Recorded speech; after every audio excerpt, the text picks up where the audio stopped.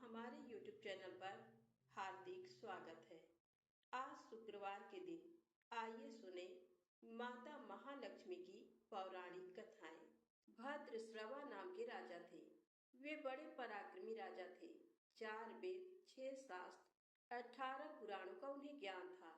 उनकी रानी का नाम सूरत चंद्रिका था। रानी दिखने में सुंदर और सुलक्षणा थी तथा पतिव्रता थी। उन दोनों को 7 पुत्र तथा उसके बाद एक कन्या का वरदान मिला था। कन्या का नाम शामबाला था। एक बार महालक्ष्मी जी के मन में आया कि जाकर उस राजा के राजप्रसाद में रहे। इससे राजा को दुगनी धन दौलत की प्राप्ति होगी और वह इस धन दौलत से अपनी प्रजा को और सुख दे पाएगा। गरीब के घर अगर रहे और उसे धन दौलत प्राप्त हो तो वह स्वार्थी की तरह केवल अपने ऊपर ही खर्च करेगा। ये सोचकर श्री महालक्ष्मी जी ने बूढ़ी ब्राह्मण स्त्री का रूप धारण किया। हाथ में लाठी लिए लाठी के सहारे रानी के द्वार तक पहुंची। यद्यपि उन्होंने बूढ़ी औरत का रूप धारण किया था, पर उनके चेहरे पर देवी का तेज था।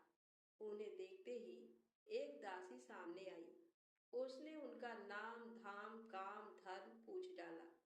वृद्ध ब्राह्मणी का रूप धारित माता लक्ष्मी ने कहा, बालिके, मेरा नाम कमला है। मेरे पति का नाम भुवनेश है।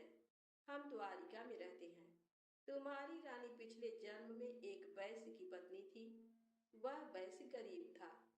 दरिद्रता के कारण हर रोज घर में झगड़े होते थे तथा उसका पति रोज उसे मारता था।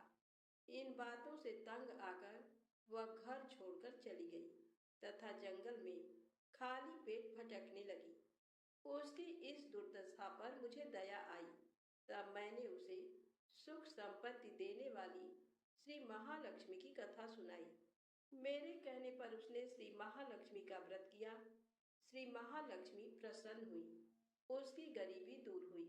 उसका घर संसार दौलत संतति संपत्ति से भर गया।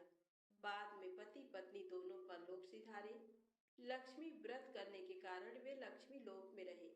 उन्होंने जितने साल महालक्ष्मी का व्रत किया उतने हजारों साल उन्हें सुख भोग मिला। इस जन्म में उनका जन्म राजघराने में हुआ है, परंतु वह श्री महालक्ष्मी का व्रत करना भूल गई हैं। उसे ये याद दिलाने मैं यहाँ आई हूँ। बुढ़िया माँ की बातें सुनकर दासी ने उन्हें प्रणाम किया तथा श्री महालक्ष्मी का व्रत किस तरह किया जाए इस बारे में पूछा। बुढ़िया रूप धारण किए हुए माता महालक्ष्मी दासी को पूजा की विधि तथा महिमा बताई। इसके बाद वह दासी माता को प्रणाम कर रानी को बताने अंदर चली गई। राजवैभव में रहते हुए रानी को अपने ऐश्वर्य का बहुत घमंड हुआ था। संपत्ति तथा अधिकार की वजह से वह उन्मत्त हो गई थी। दासी द्वारा बताई गई बुढ़िया माई की बातें सुनकर वह आग बबूला होकर राजद्वार पर आकर बुढ़िया रूपी श्री महालक्ष्मी पर बरस पड़ी। उसे यह मालूम ही नहीं था कि श्री महालक्ष्मी माता बुढ़िया का रूप धारण किए द्वार तक आई है। परंतु रानी का इस कदर रूखा बर्ताव तथा अपना अनादर देखकर माता ने वहां ठहरना ठीक न समझा। वे वहां से चल पड़ी। राह में उन्हें राजकुमारी शामबाला मिली। उन्होंने शामबाला को सारी बात बताई। शामबाला ने अपनी ओर से श्री महालक्ष्मी माता से क्षमा मांगी। माता को उस पर दया आई। उन्होंने शामबाला को श्री महालक्ष्मी व्रत के बारे में बताया। शामबाला ने परम श्रद्धा से श्री महालक्ष्मी का व्रत रखा। फल स्वरूप राजा सिद्धेश्वर के सुपुत्र मालाधर से उसका विवाह हुआ। वह धन दौलत ऐश्वर्य वैभव से माला माल हो गई। पति के साथ ससुराल में आनंद से दिन बिताने लगी। इधर श्री महालक्ष्मी का रानी पर प्रकोप हुआ। फल स्वरूप राजा भद्रश्रवा का राज्य एवं राज्य कारोबार नष्ट हो गया। यहाँ तक कि खाने के लाले पड़ गए। ऐसी हालत में एक दिन रानी ने राजा से निवेदन किया, हमारा दामाद इतना बड़ा राजा है, धनवान है, ऐश्वर्यशाली है, क्यों न उसके पास जाएं, अपना हाल उसे बताएं, वह जरूर हमारी मदद करेगा। इस बात पर राजा भद्रश्रवा दामाद के पास रवाना हुए। राज्य में पहुंचकर एक तालाब के किनारे थोड़ी देर विश्राम लेने के लिए ठहरे। तालाब से पानी लेने आते जाते दासियों ने उन्हें देखा। उन्होंने विनम्रता से उनकी पूछताछ की। जब उन्हें ये मालूम हुआ कि वे रानी सांबाला के पिता हैं, तो दौड़ते हुए जाकर उन्होंने रानी को सारी बात बताई। रानी ने दासी के हाथ राज परिधान भेजकर बड़े ठाट से उनका स्वागत तथा आदर सत्कार किया, खान पान करवाया। जब वे लौटने लगे तो सोने की मोहरों से भरा घड़ा दिया। राजा भद्रश्रवा जब वापस लौटे तो उन्हें देखकर रानी सूरत चंद्रिका खुश हुई। उन्होंने सोने की मोहरों से भरे घड़े का मुंह खोल दिया, पर हाय भगवान, घड़े में धन के बदले कोयले मिले। ये सब श्री महालक्ष्मी के प्रकोप से हुआ।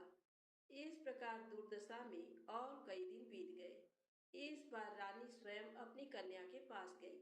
सांबाला ने श्री महालक्ष्मी का व्रत किया, पूजा की, अपनी माता से भी व्रत करवाया। इसके बाद रानी अपने घर आई। श्री महालक्ष्मी का व्रत रखने पर उसे फिर से अपना राजपाट, धन दौलत, ऐश्वर्य प्राप्त हुआ। वह फिर से सुख शांति आनंदमय जीवन बिताने लगी। कुछ दिनों बाद राजकन्या सांबाला अपने पिता के घर आई। उसे अपने घर देखकर सूरत चंद्रिका को पुरानी बातें याद आई।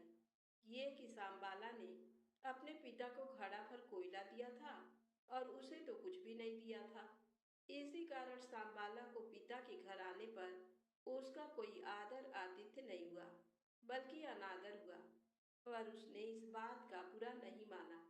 अपने घर लौटते समय उसने पिता के घर से थोड़ा नमक ले लिया। अपने घर लौटने पर उसके पति ने पूछा, अपने मायके से क्या लाई हो? इस पर उसने जवाब दिया, वहां का साग लाई हूँ।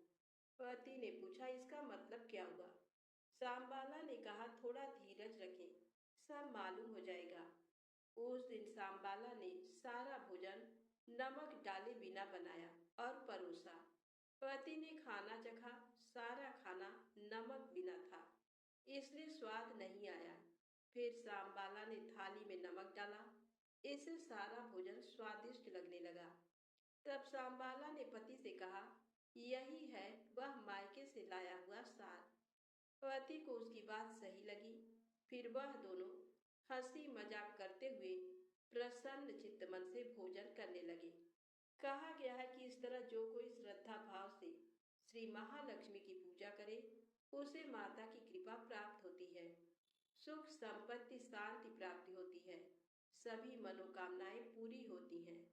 प्रेम से बोले, लक्ष्मी माता की जय हो। अब आइए सुने माता अन्नपूर्णा की पौराणिक कथा। अन्नपूर्णे सदा पूर्णे शंकर प्राण वल्लभे ज्ञान वैराग्य सिद्ध्यर्थम भिक्षाम देहि च पार्वती।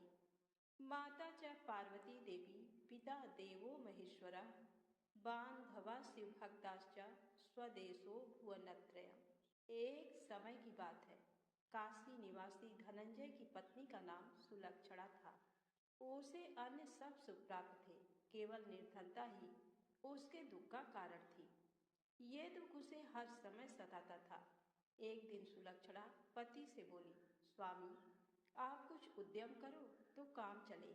इस प्रकार कब तक काम चलेगा? सुलक्षणा की बात धनंजय के मन में बैठ गई और वह उसी दिन विश्वनाथ शंकर जी को प्रसन्न करने के लिए बैठ गया और कहने लगा, हे देवादिदेव विश्वेश्वर, मुझे पूजा पाठ कुछ आता नहीं है, केवल तुम्हारे भरोसे बैठा हूँ। इतनी विनती करके वह 2-3 दिन भूखा प्यासा बैठा रहा।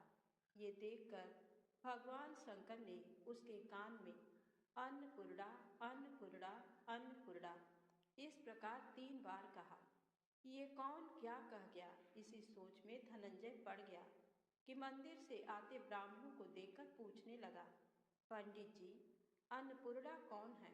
ब्राह्मणों ने कहा, तू अन्न छोड़ बैठा है, सो तुझे अन्न की ही बात सूझती है। जा घर जाकर अन्न ग्रहण कर।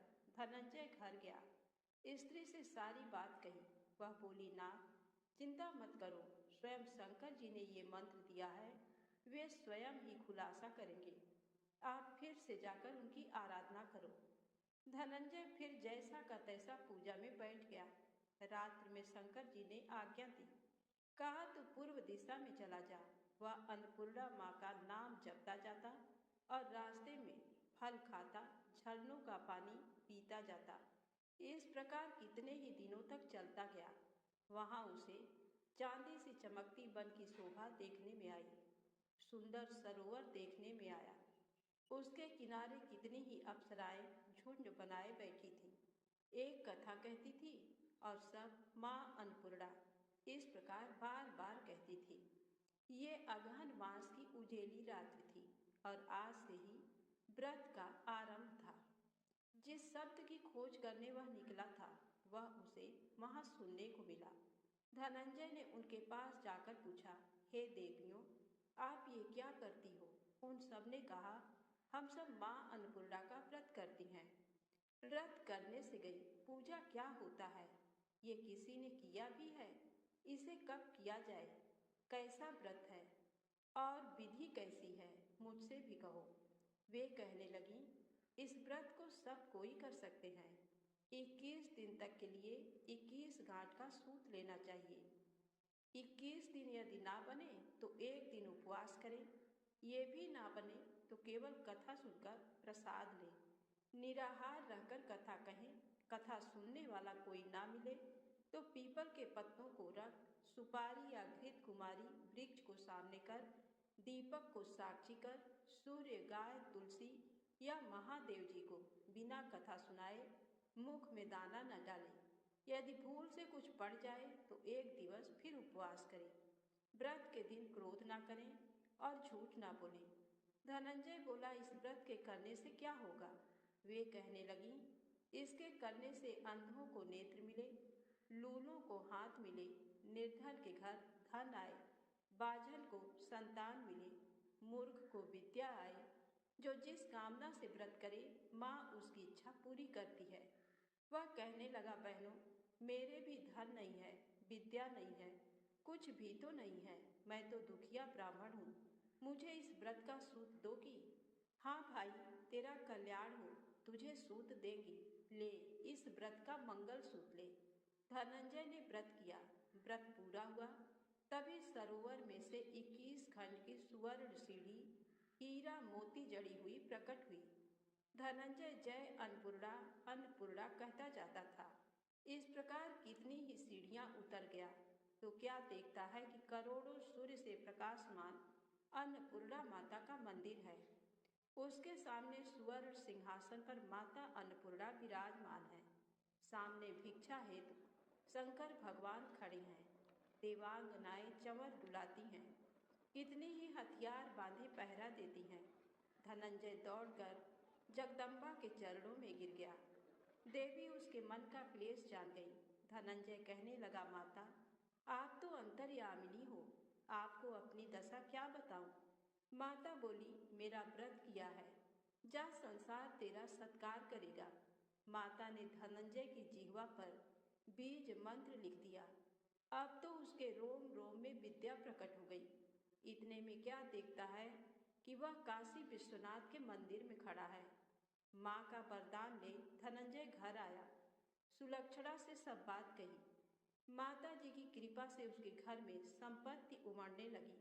छोटा सा घर बहुत बड़ा गिना जाने लगा। जैसे शहद के छत्ते में मक्खियाँ जमा होती हैं, उसी प्रकार अनेक सगे संबंधी आकर उसकी बड़ाई करने लगे। सभी कहने लगे, इतना धन और इतना बड़ा सुंदर घर, संतान नहीं तो इस कमाई का कौन भोग करेगा? सुलक्षणा से संतान नहीं है, इसलिए तुम दूसरा विवाह करो। अनिच्छा होते हुए भी धनंजय को दूसरा विवाह करना पड़ा और सती सुलक्षणा को सौत का दुख उठाना पड़ा। इस प्रकार दिन बीतते गए। फिर अगहन मास आया।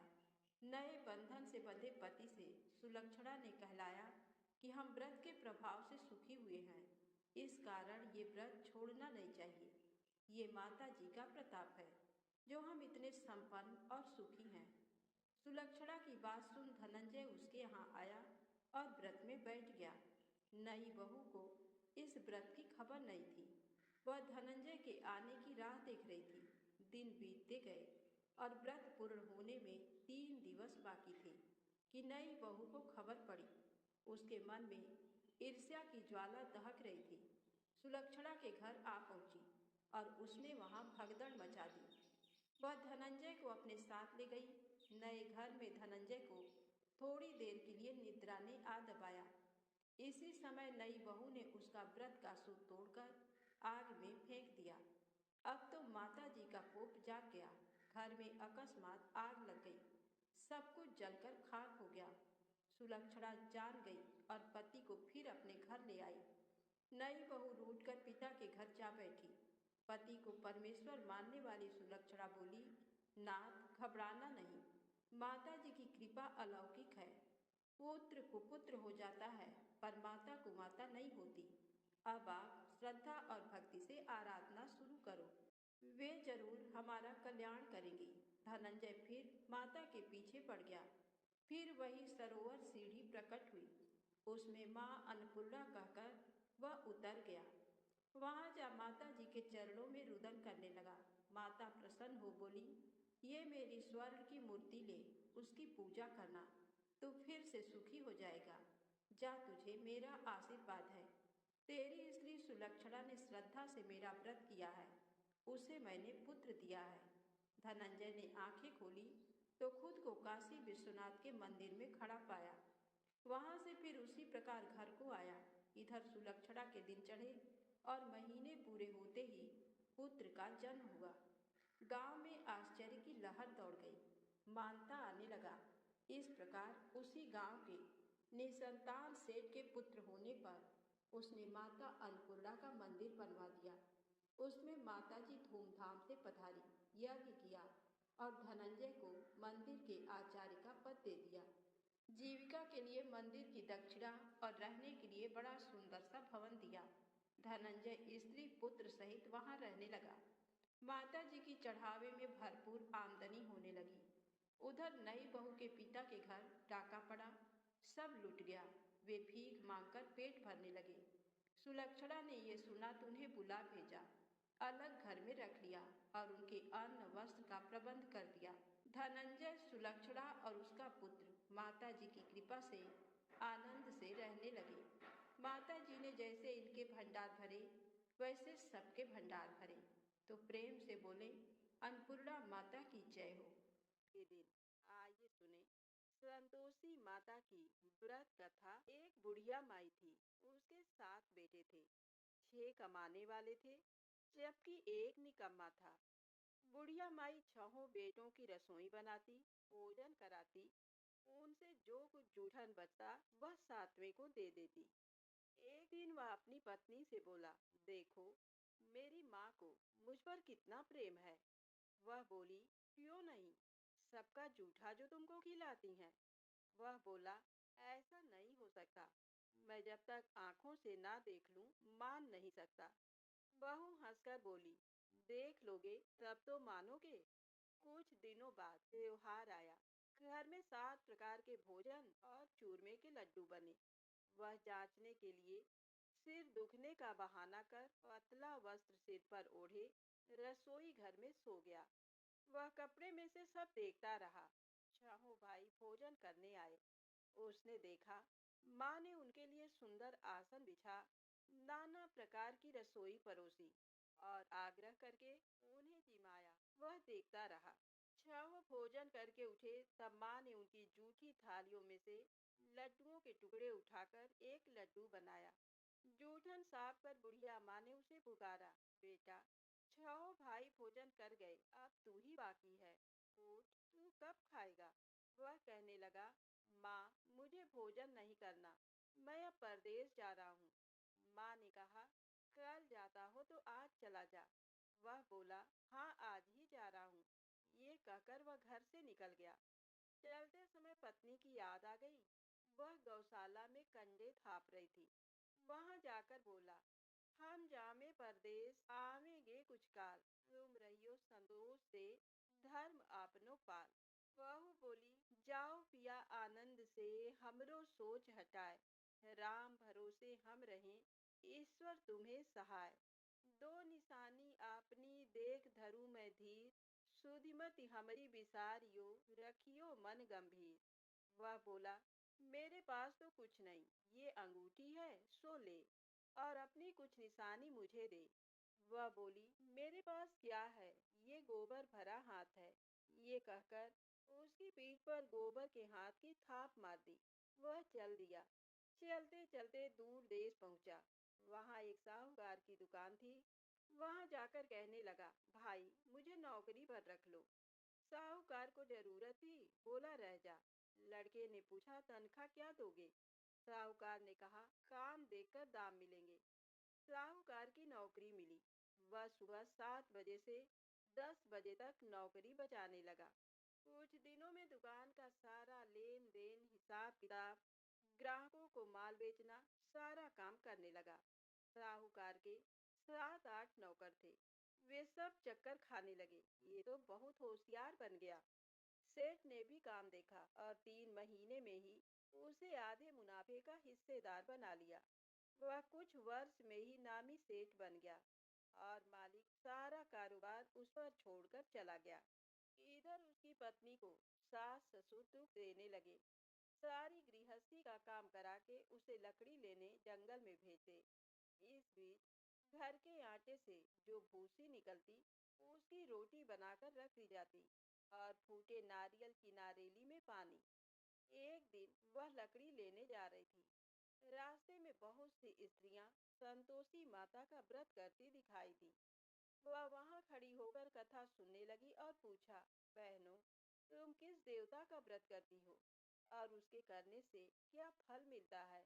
यदि तुम इस व्रत का विधान मुझे समझा कर कहोगी तो मैं तुम्हारा बड़ा एहसान मानूंगी। तब उनमें से एक स्त्री बोली, सुनो, ये संतोषी माता का व्रत है। इसके करने से निर्धनता, दरिद्रता का नाश होता है और जो कुछ मन में कामना हो, सब संतोषी माता की कृपा से पूरी होती है। तब उसने उससे व्रत की विधि पूछी। वह भक्तिनी स्त्री बोली, सवा आने का गुड़ चना लेना, इच्छा हो तो 5.25 आने का लेना या 1.25 रुपए का भी, सहूलियत के अनुसार लाना। बिना परेशानी और श्रद्धा व प्रेम से जितना भी बन पड़े सवाया लेना। प्रत्येक शुक्रवार को निराहार रहकर कथा सुनना। इसके बीच क्रम टूटे नहीं। लगातार नियम पालन करना। सुनने वाला कोई ना मिले तो घी का दीपक जला उसके आगे या जल के पात्र को सामने रखकर कथा कहना। जब तक कार्य सिद्ध ना हो, नियम का पालन करना और कार्य सिद्ध हो जाने पर व्रत का उद्यापन करना। 3 मास में माता फल पूरा करती हैं। यदि किसी के ग्रह खोटे भी हों तो भी माता वर्ष भर में कार्य सिद्ध करती हैं। फल सिद्ध होने पर उद्यापन करना, बीज में नहीं। उद्यापन में 2.5 सेर आटे का खाजा तथा इसी परिमाण से खीर तथा चने का साग करना। 8 लड़कों को भोजन कराना, जहाँ तक मिले देवर जेठ भाई बंधु के हों, ना मिले तो रिश्तेदारों और पास पड़ोसियों को बुलाना। उन्हें भोजन करा, यथाशक्ति दक्षिणा दे, माता का नियम पूरा करना। उस दिन घर में खटाई न खाना। ये सुन बुढ़िया के लड़के की बहू चल दी। रास्ते में लकड़ी के बोझ को बेच दिया और उन पैसों से गुड़ चना ले माता के व्रत की तैयारी कर आगे चली और सामने मंदिर देखकर पूछने लगी, ये मंदिर किसका है? सभी कहने लगे, संतोषी माता का मंदिर है। ये सुनकर माता के मंदिर में जाकर चरणों में लौटने लगी। दीन हो विनती करने लगी, माँ, मैं निपट अज्ञानी हूँ, व्रत के कुछ भी नियम नहीं जानती, मैं दुखी हूँ। हे माता, जगत जननी, मेरा दुख दूर कर, मैं तेरी शरण में हूँ। माता को दया आई। एक शुक्रवार बीता कि दूसरे को उसके पति का पत्र आया और तीसरे शुक्रवार को उसका भेजा हुआ पैसा आ पहुंचा। ये देख जेठ जेठानी मुंह सिकोड़ने लगे। लड़के ताने देने लगे। काकी के पास पत्र आने लगे, रुपया आने लगा। अब तो काकी की खातिर बढ़ेगी। बेचारी सरलता से कहती, भैया, कागज आवे रुपया आवे, हम सबके लिए अच्छा है। ऐसा कहकर आंखों में आंसू भरकर संतोषी माता के मंदिर में आ मातेश्वरी के चरणों में गिरकर रोने लगी। माँ, मैंने तुमसे पैसा कब मांगा है? मुझे पैसे से क्या काम है? मुझे तो अपने सुहाग से काम है। मैं तो अपने स्वामी के दर्शन मांगती हूँ। तब माता ने प्रसन्न होकर कहा, जा बेटी, तेरा स्वामी आएगा। यह सुनकर खुशी से बावली होकर घर में जा काम करने लगी। अब संतोषी माँ विचार करने लगी, इस भोली पुत्री को मैंने कह तो दिया कि तेरा पति आएगा, लेकिन कैसे? वह तो इसे स्वप्न में भी याद नहीं करता। उसे याद दिलाने को मुझे ही जाना पड़ेगा। इस तरह माताजी उस बुढ़िया माई के बेटे के पास जा स्वप्न में प्रकट हो कहने लगी, साहूकार के बेटे, सो रहा है या जागता है? वह कहने लगा, माता, सोता भी नहीं, जागता भी नहीं, कहो क्या आज्ञा है? माँ कहने लगी, तेरे घर बार कुछ है कि नहीं? वह बोला, मेरे पास सब कुछ है, माँ बाप है, बहू है, क्या कमी है? माँ बोली, भोले पुत्र, तेरी बहू घोर कष्ट उठा रही है। तेरे माँ बाप उसे परेशानी दे रहे हैं। वह तेरे लिए तरस रही है, तू उसकी सुध ले। वह बोला, हाँ माता जी, ये तो मालूम है, परंतु जाऊं तो कैसे? और देश की बात है, लेन देन का कोई हिसाब नहीं, कोई जाने का रास्ता नहीं आता, कैसे चला जाऊं? माँ कहने लगी, मेरी बात मान, सवेरे नहा धोकर संतोषी माता का नाम ले, घी का दीपक जला, दंडवत कर दुकान पर जा बैठ। देखते देखते सारा लेन देन चुक जाएगा, जमा का माल बिक जाएगा, सांझ होते होते धन का भारी ढेर लग जाएगा। अब बूढ़ी माता की बात मानकर वह नहा धोकर संतोषी माता को दंडवत घी का दीपक जला दुकान पर जा बैठा। थोड़ी देर में देने वाले रुपया लाने लगे, लेने वाले हिसाब लेने लगे। कोठे में भरे सामान के खरीदार नकद दाम दे सौदा करने लगे। शाम तक धन का भारी ढेर लग गया। मन में माता का नाम ले चमत्कार देख प्रसन्न हो घर ले जाने के वास्ते गहना कपड़ा सामान खरीदने लगा। यहाँ काम से निपट तुरंत घर को रवाना हुआ। उधर उसकी पत्नी जंगल में लकड़ी लेने जाती है। लौटते वक्त माता जी के मंदिर में विश्राम करती। वह तो उसके प्रतिदिन रुकने का जो स्थान ठहरा। धूल उड़ती देख वह माता से पूछती है, हे माता, ये धूल कैसे उड़ रही है? माता कहती है, हे पुत्री, तेरा पति आ रहा है। अब तू ऐसा कर, लकड़ियों के 3 बोझ बना ले, एक नदी के किनारे रख और दूसरा मेरे मंदिर पर, वह तीसरा अपने सिर पर। तेरे पति को लकड़ियों का गट्ठर देख मोह पैदा होगा। वह यहाँ रुकेगा, नाश्ता पानी खाकर माँ से मिलने जाएगा। तब तुम लकड़ियों का बोझ उठाकर जाना और चौक में गट्ठर डालकर जोर से आवाज लगाना, लो सासू जी, लकड़ियों का गट्ठर लो, भूसी की रोटी दो, नारियल के खोपड़े में पानी दो, आज मेहमान कौन आया है? माता जी से बहुत अच्छा कहकर वह प्रसन्न मन से लकड़ियों के 3 गट्ठर बनाई, एक नदी के किनारे पर और एक माता जी के मंदिर पर रखा। इतने में मुसाफिर आ पहुंचा। सूखी लकड़ी देख उसकी इच्छा उत्पन्न हुई कि हम यहीं पर विश्राम करें और भोजन बनाकर खा पीकर गांव जाएं। इसी तरह रुककर भोजन बना, विश्राम करके गांव को गया, सबसे प्रेम से मिला। उसी समय सिर पर लकड़ी का गट्ठर लिए वह उतावली सी आती है। लकड़ियों का भारी बोझ आंगन में डालकर जोर से 3 आवाज देती है, लो सासू जी, लकड़ियों का गट्ठर लो, भूसी की रोटी दो, आज मेहमान कौन आया है? ये सुनकर उसकी सास बाहर आकर अपने दिए हुए कष्टों को भुलाने हेतु कहती है, बहू, ऐसा क्यों कहती है? तेरा मालिक ही तो आया है। आ बैठ, मीठा भात खा, भोजन कर, कपड़े गहने पहन। उसकी आवाज सुन उसका पति बाहर आता है। अंगूठी देख व्याकुल हो जाता है। माँ से पूछता है, माँ, ये कौन है? माँ बोली, बेटा, ये तेरी बहू है।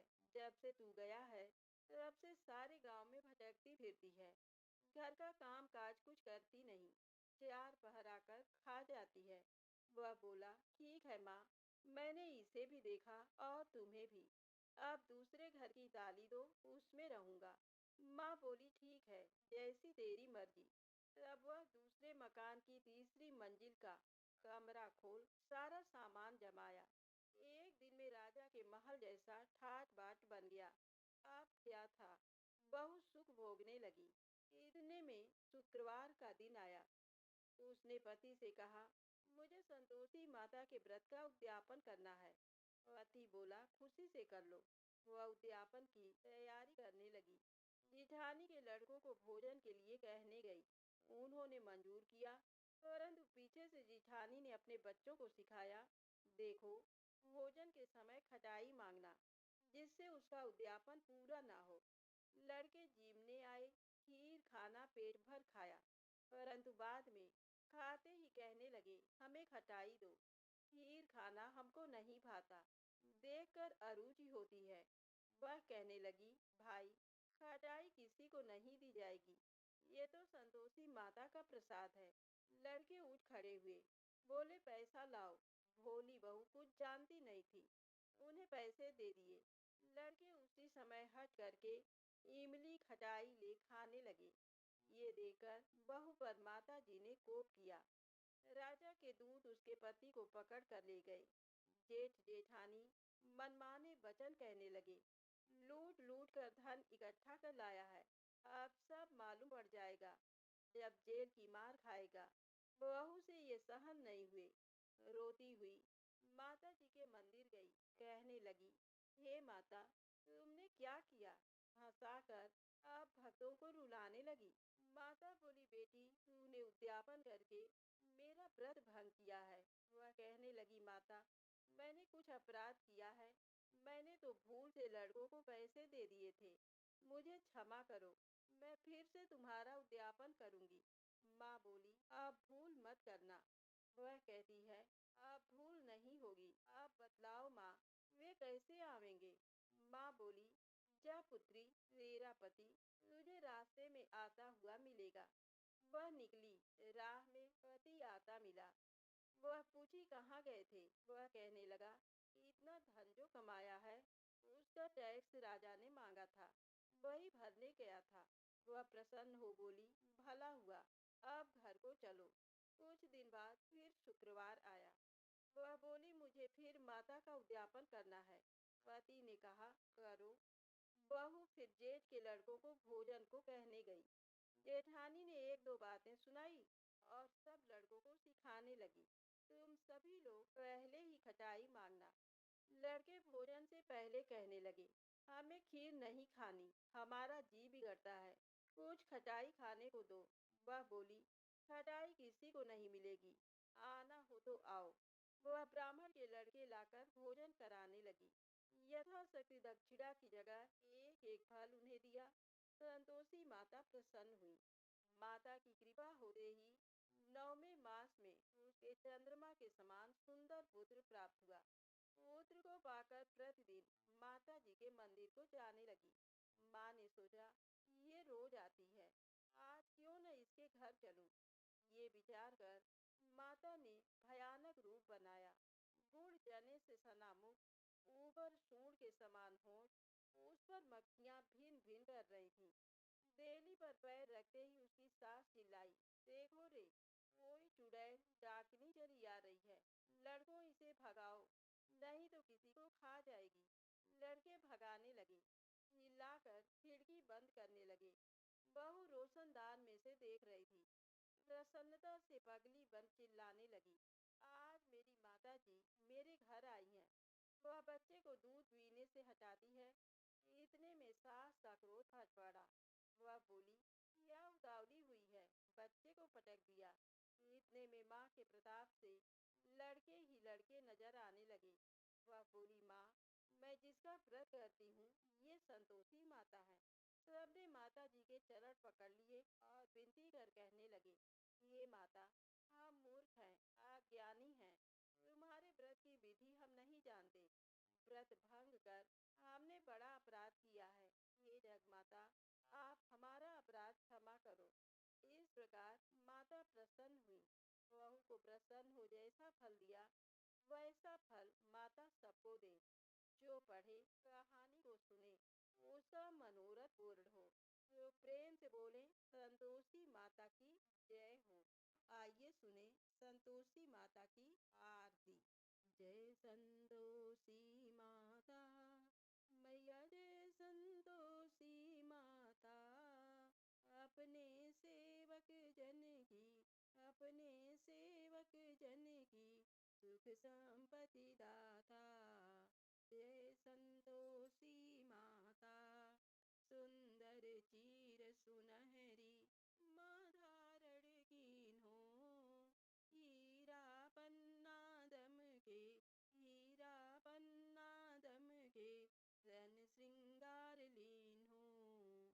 जय संतोषी माता, गेरू लाल छटा छवि बदन कमल सोहे, मैया बदन कमल सोहे। मंद हसत करुणामयी, मंद हसत करुणामयी त्रिभुवन जन मोहे। जय संतोषी माता, स्वर्ण सिंहासन बैठी च्यवर ढुरे प्यारे, धूप दीप मधुमेवा, धूप दीप मधुमेवा भोज धरे न्यारे। जय संतोषी माता, गुड़ और चना परम प्रिय ताम संतोष कियो, संतोषी कहलाई, संतोषी कहलाई आतन विभव दियो। जय संतोषी माता, शुक्रवार प्रिय मानत आज दिवस सोही, भक्त मंडली छाई, भक्त मंडली छाई कथा सुनत मोही। जय संतोषी माता, मंदिर जगमग ज्योति मंगल ध्वनि छाई, विनय करे हम सेवक, विनय करे हम सेवक चरणन सिर नाई।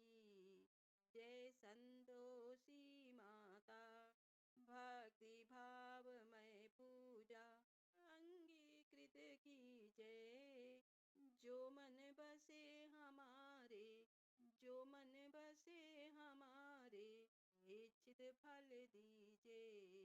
जय संतोषी माता, दुखी दरिद्री रोगी संकट मुक्त किए, बहुधन धान्य भरे घर, बहुधन धान्य भरे घर सुख सौभाग्य दिए। जय संतोषी माता, ध्यान धरे जो तेरा वांछित फल पायो, पूजा कथा श्रवण कर, पूजा कथा श्रवण कर घर आनंद आयो। जय संतोषी माता, चरण गहे की लज्जा रखियो जगदम्बे, संकट तू ही निवारे, संकट तू ही निवारे दयामयी अम्बे। जय संतोषी माता, संतोषी माता की आरती जो कोई जन गावे, रिद्धि सिद्धि सुख संपत्ति, रिद्धि सिद्धि सुख संपत्ति जी भर के पावे। जय संतोषी माता, जय संतोषी माता मैया, जय संतोषी माता, अपने सेवक जन की, अपने सेवक जन की सुख संपत्ति दाता। जय संतोषी माता, प्रेम से बोले संतोषी माता की जय हो।